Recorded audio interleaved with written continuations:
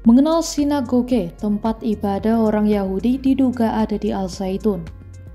Pimpinan Pondok Pesantren Al-Zaitun, Panji Gumilang, masih menjadi sorotan publik. Baru-baru ini, dia ditetapkan sebagai tersangka dalam kasus penistaan agama. Adapun dirinya mulai disorot usai diduga menganut ajaran sesat, salah satunya memperkenalkan salam Yahudi. Panji Gumilang sebagai antek-antek Yahudi pun semakin diperkuat dengan adanya temuan gedung sinagoge di Al-Zaitun.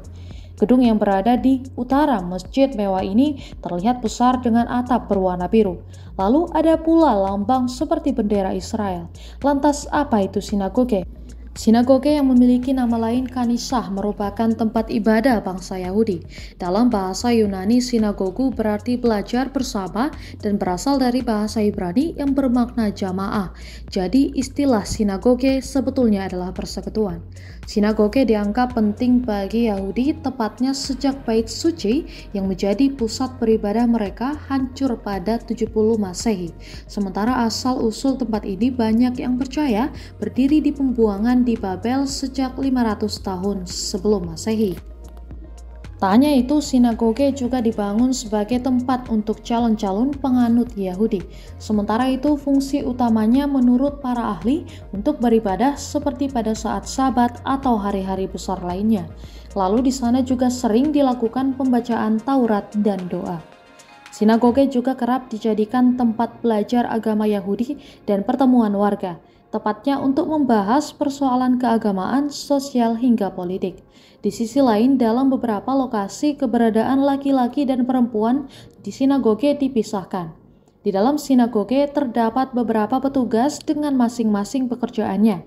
Pertama, ada arkon yang berperan sebagai kepala dengan tugas mengatur ketertiban sinagoge dan umat serta mengawasi ibadah. Lalu ada kasan, yaitu petugas yang memiliki pekerjaan kasar, pengawasan hingga administratif. Ia bekerja merawat sinagoge serta perabotan dan kitab-kitab. Ia juga yang berdiri di atas gedung untuk memproklamasikan hari besar.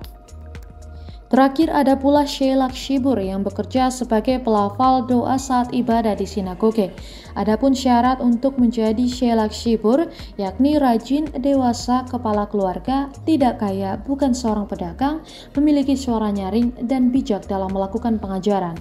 Diketahui bahwa awalnya Shelach Shibur bukanlah posisi, melainkan seorang yang dipanggil khusus untuk menjalankan tugas-tugas tersebut. Posisi ini seringkali dirangkap oleh kasan sehingga keduanya melebur jadi satu.